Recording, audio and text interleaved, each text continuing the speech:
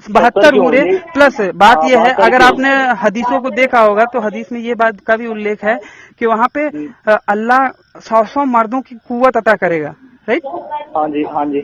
तो औरतों को भी अता कर देता। औरतों ने भी तो वही तो काम किया था जो मर्दों ने भाई किया था। क्यों नहीं मिले? देखिए मिलेगा सबको, जो भी चाहेंगे मिलेगा। लेकिन औरत को तो भाई 70 का 72 का इंतजार करने के बाद उसका पति ही उसको मिलेगा ना। कौन कह रहा है इंतजार करने के बाद मिलेगा? क्या मतलब आप कई सारे आपके डबल रूल रहेंगे क्या, हमेशा लगे रहेंगे? नहीं, हदीस में है कि कहीं कि 72 औरों के बाद बीवी का नंबर आएगा। हाँ, एक साथ करेंगे क्या? एक साथ कर सकते हैं क्या? क्या मतलब वो जो नोनो है वो अल्लाह ताला 72 भी देगा क्या?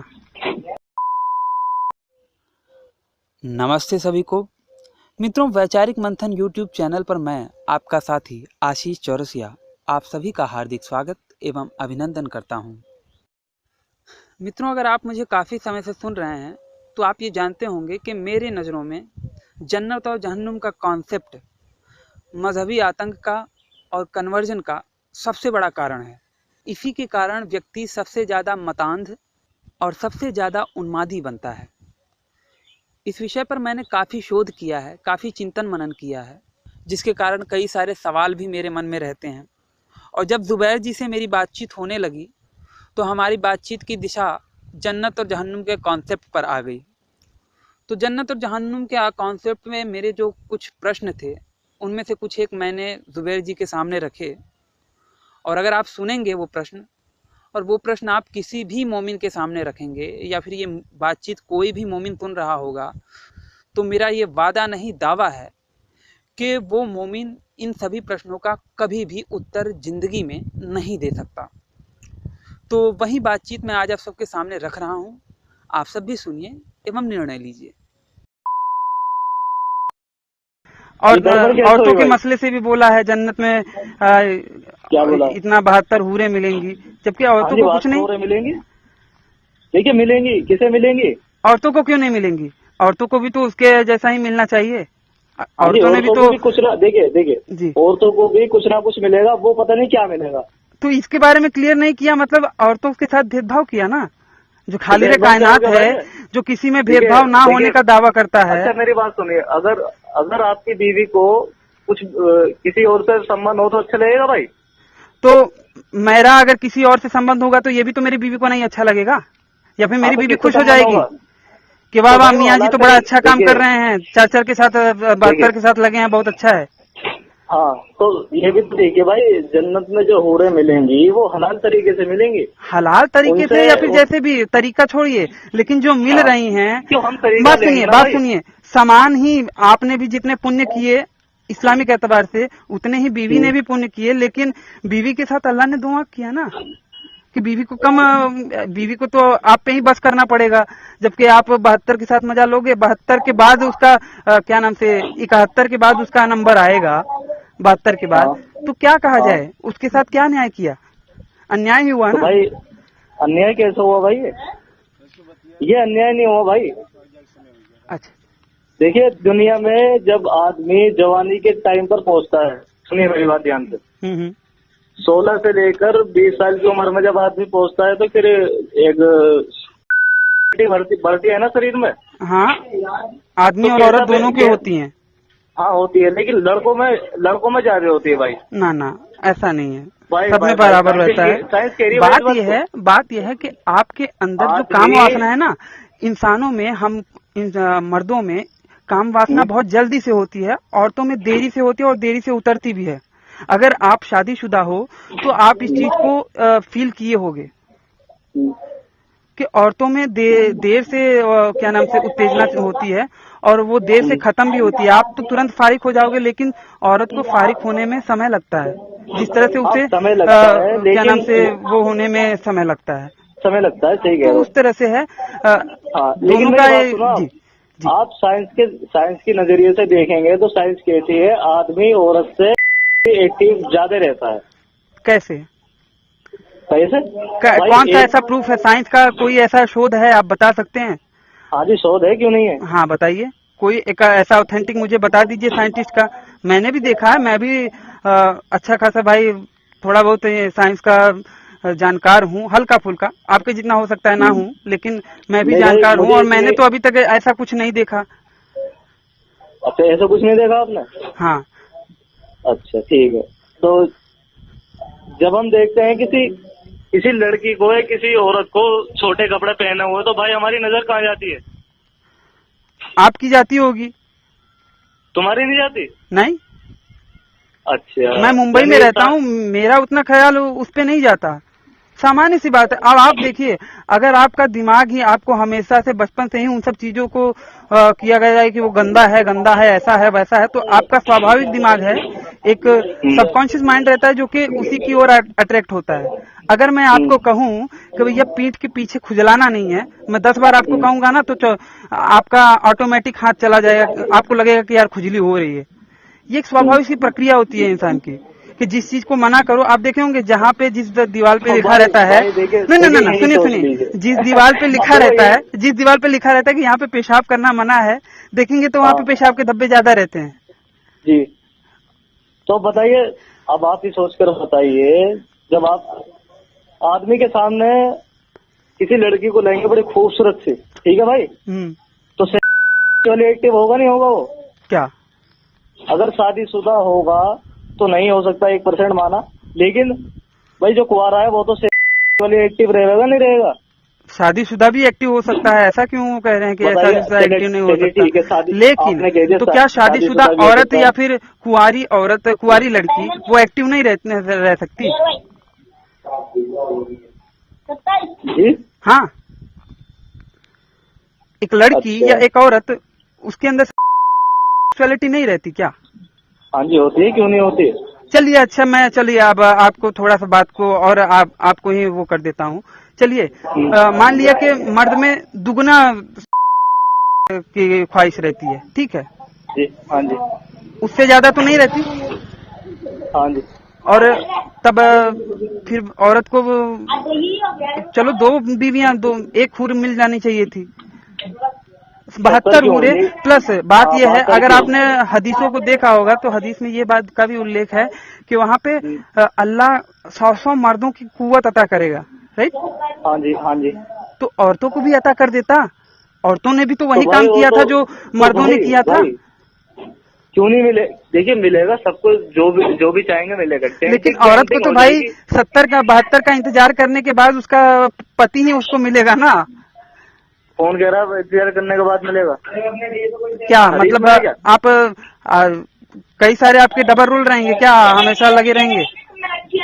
नहीं, हदीस में है कि कहीं कि 72 औरों के बाद बीवी का नंबर आएगा। हाँ, एक साथ करेंगे क्या? एक साथ कर सकते हैं क्या मतलब वो जो नोनो है वो अल्लाह ताला 72 भी देगा क्या? मैं क्या पूछ रहा हूँ, आप पहले वो बताइए जी। हदीस में, अरे तू बोल रहा, हदीस में है क्या कि अल्लाह ताला ऐसा के जो है? हदीस में तो बहुत सारी मेजर गड़बड़ियां हैं, हदीस में तो जन्नत के मसले से बहुत सारी मेजर गड़बड़ियां हैं। वो पेड़ का कुछ जिक्र नहीं मिलता, जिस पेड़ के पास आदम और हवा को जाने से मना किया था, वो पेड़ के बारे में कुछ हदीस में है क्या कि वो आज भी है कि नहीं है? उसके बारे में क्या बताया है? पता चला जो मोमिन है वो गलती से वहां पे चले गए तो उसके बारे में कुछ बताया है? शैतान ने भेजा था इसलिए चले गए। नहीं, वो पेड़ तो आज भी होगा ना कि हटा दिया, अल्लाह को गलती का एहसास हो गया और वो पेड़ को हटा दिया।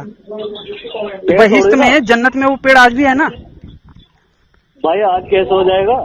मतलब अल्लाह को गलती का एहसास हुआ और उसको हटा दिया।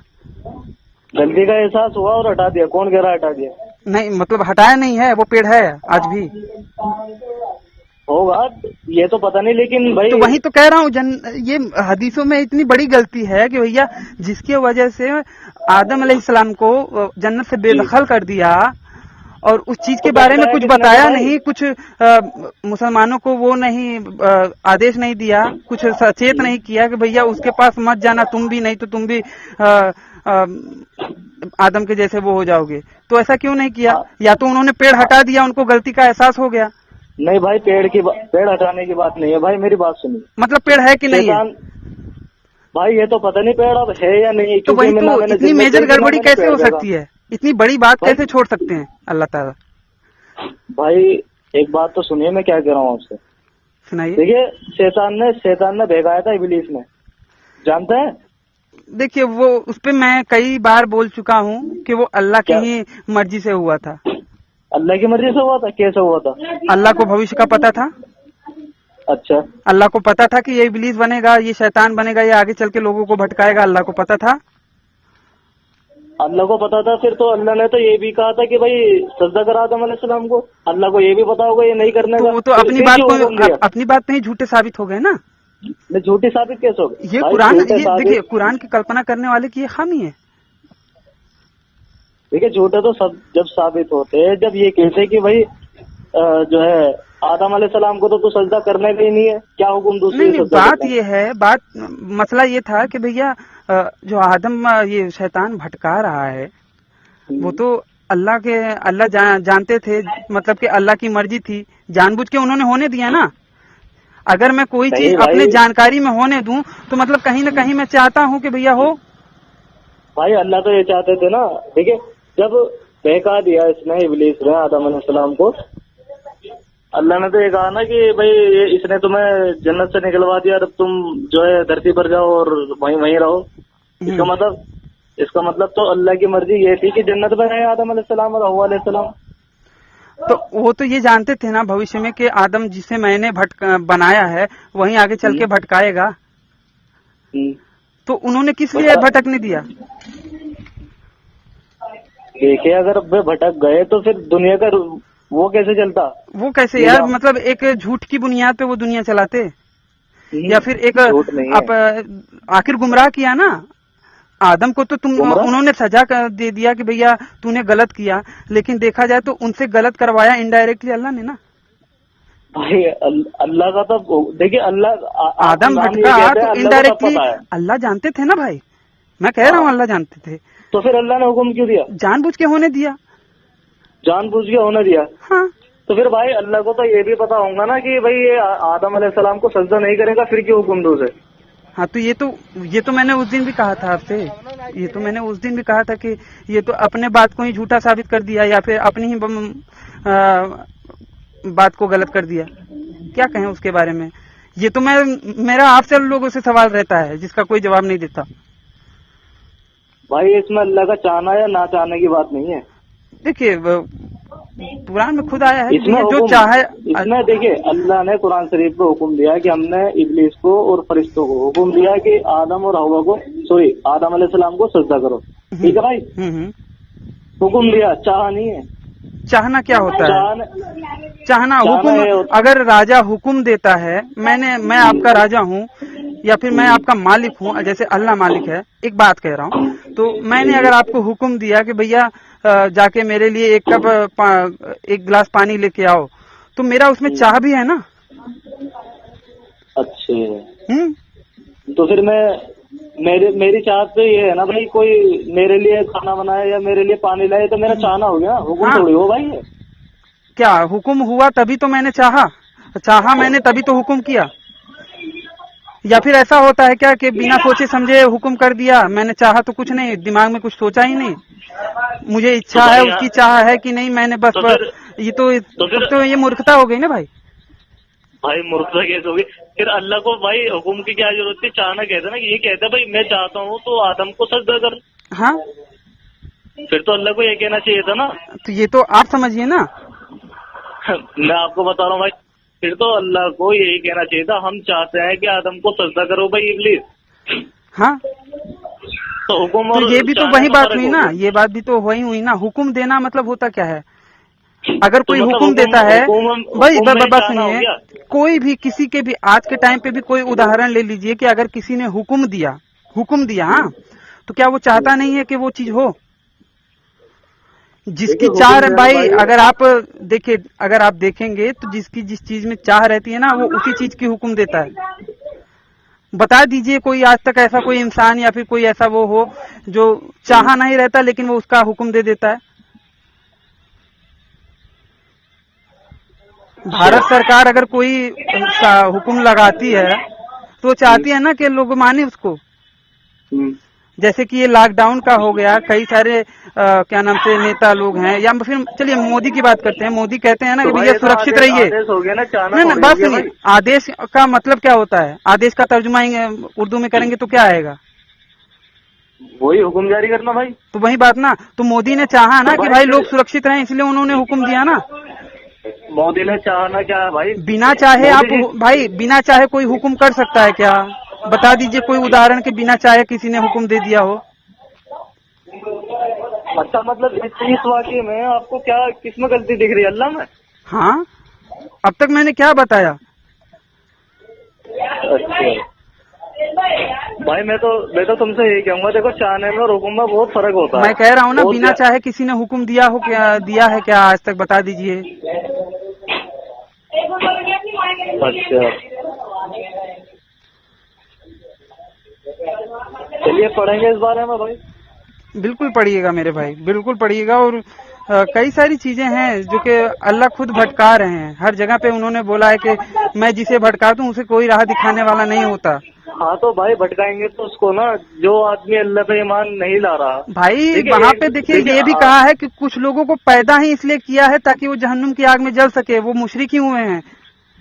मुशरिक ही हुआ है। हाँ, सॉरी, ये यानी हम मुसलमान नहीं जाएंगे हमने जहन्नुम में? कुछ लोगों को दिलों को फेर दिया है। अब सूरह सजदा आयत नंबर 22 में बोला गया है, सूरह तौबा आयत नंबर 123 में बोला गया है, सूरह तौबा आयत नंबर 29 में भी बोला गया है। कई सारी जगहों पे बोला गया है भाई कि अल्लाह भटका रहे हैं और बदनाम किया शैतान को। भटका रहे हैं अल्लाह। हाँ, देखिए भाई, देखिए मेरी बात ध्यान से सुनो, अल्लाह इंसाफ करने वाला है।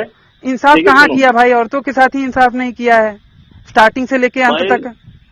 भाई देखो जन्नत में 72 और मिलेंगी, औरतों को भी कुछ ना कुछ मिलेगा, वो पता नहीं क्या मिलेगा भाई तो वही तो कह रहा हूँ। नहीं, जब बराबर का हक तुम मानते हो, अल्लाह अगर हाँ। औरत ने भी वही अहकामात किए और मर्द ने भी वही अहकामात किए, तो मर्द को स्पेशल फैसिलिटी और औरतों को क्यों नहीं? आप तो यहाँ तक भी कह रहे हो कि औरतों को मर्दों को 100 मर्दों की कुव्वत अता कर देंगे, तो औरतों को भी 100 औरतों की कुव्वत अता कर देते तो क्या दिक्कत है? मर्द और औरत लगे रहते हैं जन्नत में एक दूसरे से, काहे को 72 का टंटा किया? हाँ तो जन्नत में डेंटिंग पेंटिंग होकर सब कुछ नया मिलेगा भाई। तो औरत को भी तो मिलना चाहिए ना वैसा ही जैसा तो भाई मर्द को उसकी भी फैसिलिटी मिल रही है। सुन रहे हैं आप? मेरी बात नहीं सुन रहे? उसकी भी तो डेंटिंग पेंटिंग होगी ना भाई। क्या? तो डेंटिंग पेंटिंग हुई, मैं मानता हूँ ना, डेंटिंग पेंटिंग हुई, उनकी हाँ। रंग रोगन हुआ, लेकिन औरत को तो एक ही दिया ना। अब भाई जिस औरत का आदमी दुनिया में रहा उसी का बच्चा तो अगर मर गया भाई, तो उसको क्या मिलेगा? बच्चे को तो भाई वो तो उस पे क्या कहते हैं, पहले इस्लाम पर है, उसको क्या होगा? वो तो उसको भी जन्नत के ये कुछ हूरे वूरे मिलेंगी कि नहीं मिलेंगी? लिटिल हूरे भाई जन्नत में रहेगा फिलहाल, ये नहीं तो, पता मिलेंगे या नहीं। या तो उसके साथ तो अत्याचार हुआ ना, या फिर कोई यंग लड़का है, उसने बाकायदा हर एक चीज अच्छे काम किए और वो मर गया तो?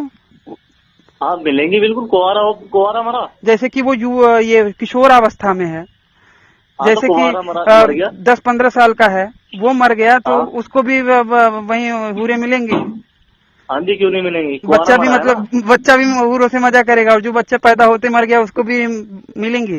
जो बच्चा पैदा होते मर गया वो फिलहाल जन्नत में जाएगा भाई, ये नहीं पता हूरे मिलेंगी या नहीं मिलेंगी, ये बात की बात। तो वही कह रहा हूँ ना, हूरों के ये क्या नाम से, जन्नत के कॉन्सेप्ट में कई सारी गड़बड़ियां हैं।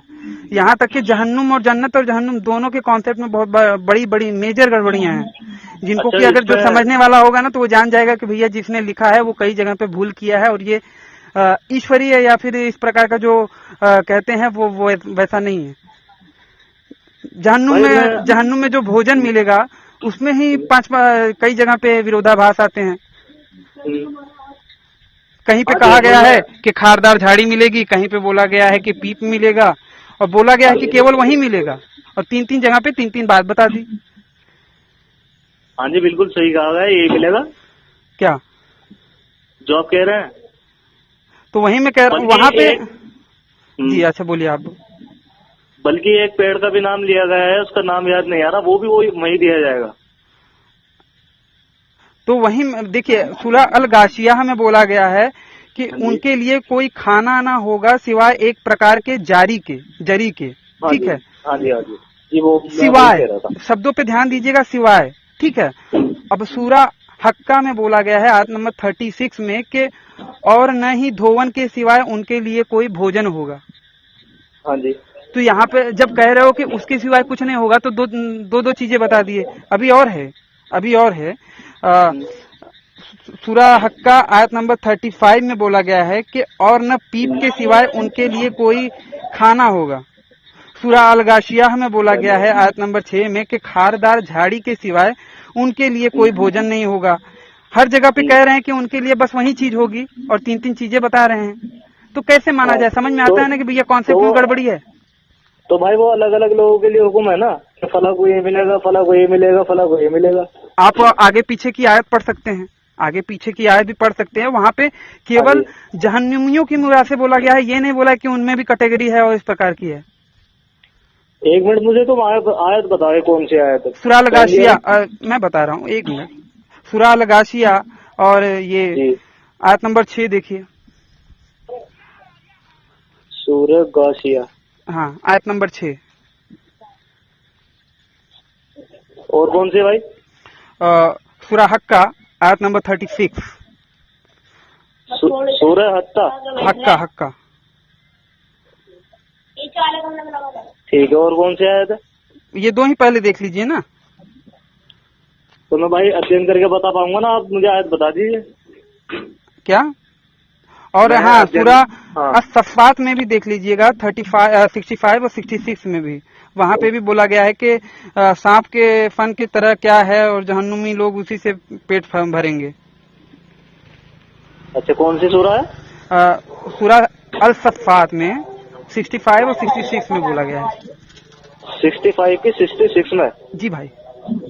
ठीक है भाई, तो आप और उसको बताइए भी और देख कौन? सकते हैं। नहीं, ये मैंने तीन चीजें बताई ना कि तीन जगह पे अलग अलग चीजें बोली हैं और कहा है कि केवल वही खाएंगे। जब केवल वही भाई खाएंगे तो तीन मैंने। चीजें बता दी। हाँ। तो वो केवल तो नहीं रहना चाहिए ना। केवल अगर ना लगाते वहां पे तो मैं मानता कि हाँ भैया था ये, लेकिन वहां पे केवल लगा रहे हैं और तीन चीजें बता रहे हैं, तब गड़बड़ आती है तो भाई अगर आप पढ़े ना तो वहाँ अलग अलग लोगों के लिए अलग अलग ना। सजा है। वही मैं कह रहा हूँ ना, इसीलिए मैंने आगे पीछे का भी पढ़ा है भाई, लेकिन वहां पे नहीं समझ में आता। आप तफसीरात की बात करते हैं, तफसीर की बात करते हैं, तो उसको भी देख लीजिए। अच्छा ठीक। अब आपने जो जो मुझे आयत बोली ना, मैं इसके बारे में सूरत ये तफसीर पढ़ूंगा इस बारे में। ठीक है भाई। हाँ, तफसीर भी पढ़ लीजिएगा और वो भी कर लीजिएगा, जैसा भी हो। और आप मुझे बता दीजिए, अब मैं कब फोन करूँ आपको? अब इसी टाइम पे हम कल भी बात कर सकते हैं। उत्तर प्रदेश। जी। अच्छा, उत्तर जी। प्रदेश में ही तो मैं भी रह रहा हूँ, बनारस में। बनारस में? जी जी जी। चलिए, अच्छी नहीं, बात है। मैं यहाँ का हूँ ना, अयोध्या का, जहाँ पे राम जी का अरे मंदिर वाह वाह, वास हुआ बड़ी था। अच्छी बात है, बड़ी अच्छी बात है। जी। चलिए, हाँ भाई। तो भाई कल फोन कर लेना आप, है? बिल्कुल बिल्कुल बिल्कुल बिल्कुल। चलिए, हाँ। ठीक है भाई। नमस्ते ठीक भाई। है भाई। जी भाई, धन्यवाद।